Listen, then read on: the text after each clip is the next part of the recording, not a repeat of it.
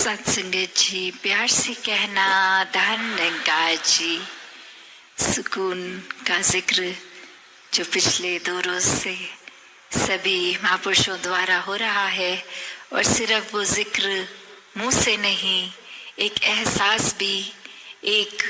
अपने पल पल में उसको एक्चुअली महसूस करना भी। और सिर्फ समागम के रोज चल रहे हैं इसलिए ही नहीं, सुकून हर संत के मन में 24 घंटों का पूरी जिंदगी रहता है।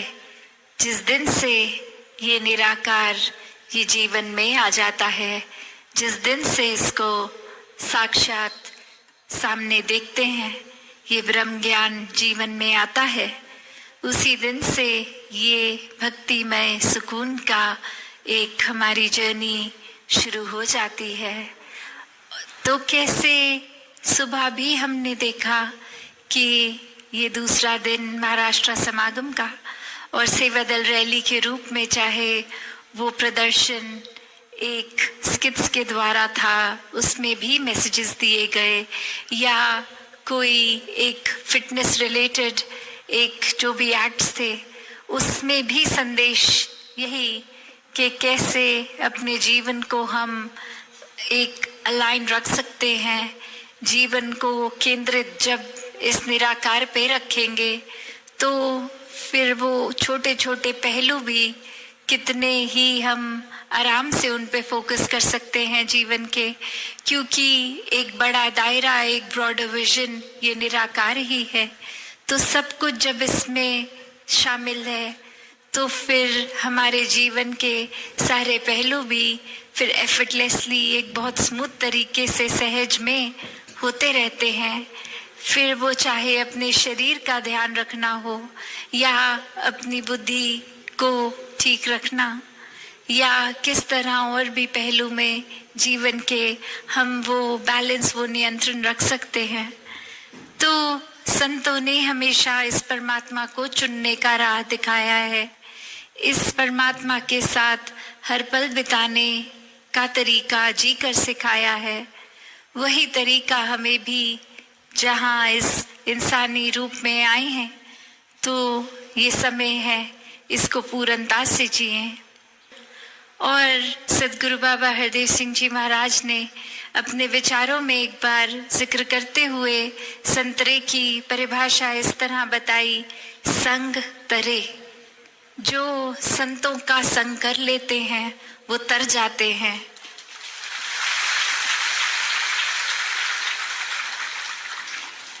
तो सत्संग का महत्व इतना गहरा, जीवन में अपना हमारा संतों के साथ ये मिलाप, ये सत्संग, ये समागम कितने ही जरूरी, कि जब तक जीवन में संत प्रवृत्ति है तब तक ही जीवन तर रहा है। फिर वो चाहे जीते जी जीवन में एक श्वास जिस तरह बिता रहे हैं, वो भी एक बहुत ही प्यार से, एक मानवीय गुणों से, ह्यूमन वैल्यूज से जीकर वो बहुत ही सहजता से गोइंग विद द फ्लो, वो सहज में बहते बहते एक तर जाते हैं। और वहीं इस जीवन में फिर ब्रह्म ज्ञान लेके ये मोक्ष और मुक्ति के भी एक हासिल करने के लिए हकदार बन जाते हैं, कि जब श्वास खत्म होंगे तो भी तर जाना है, इस निराकार में ही तैरना है। तो कैसे एक वो बात सिर्फ अक्सर हम जो सुनते हैं कि जीवन में ये चाहे इतनी रेपिटेटिव लगती हैं कि बार बार ही क्यों एक सत्संग के ऊपर फोकस करने को कहा होता है, एक हमेशा अच्छे जो गुण हैं उनको अपनाने को ही क्यों कहा जाता है, एक अपने दृष्टिकोण, नजरिए को पॉजिटिविटी के ऊपर क्यों रखने को ही क्यों कहा जाता है। कुछ कहने का भाव ये नहीं होता कि अपनी आंखें बंद कर लो और कुछ देखो ही नहीं,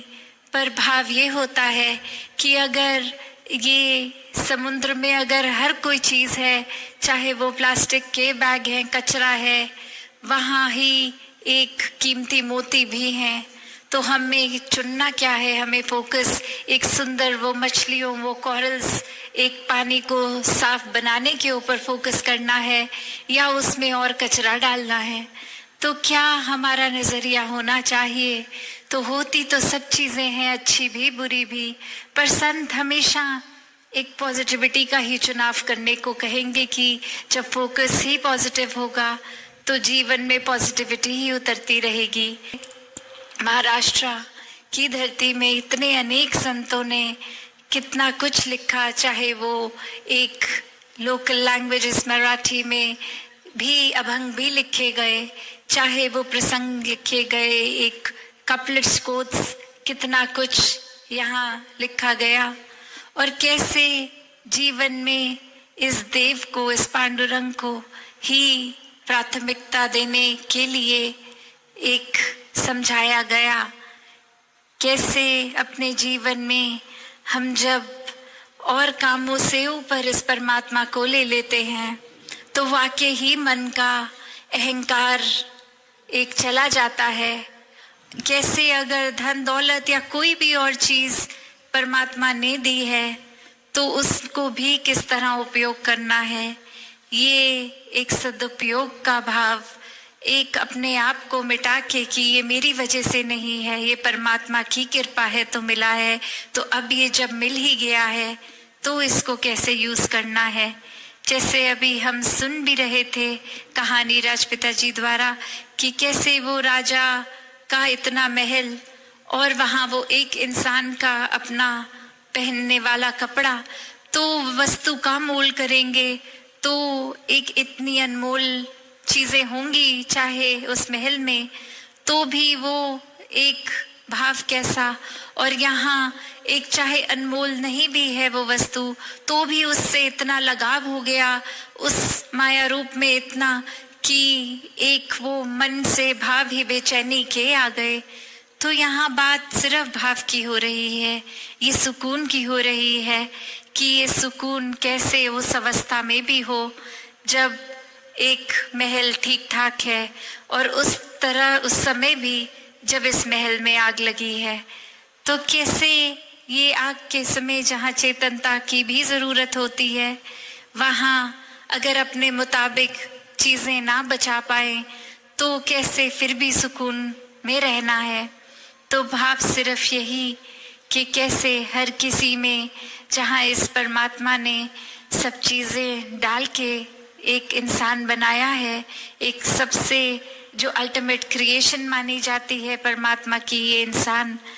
तो कैसे फिर भी हम अपने आप का पूरा पोटेंशियल नहीं यूज करते,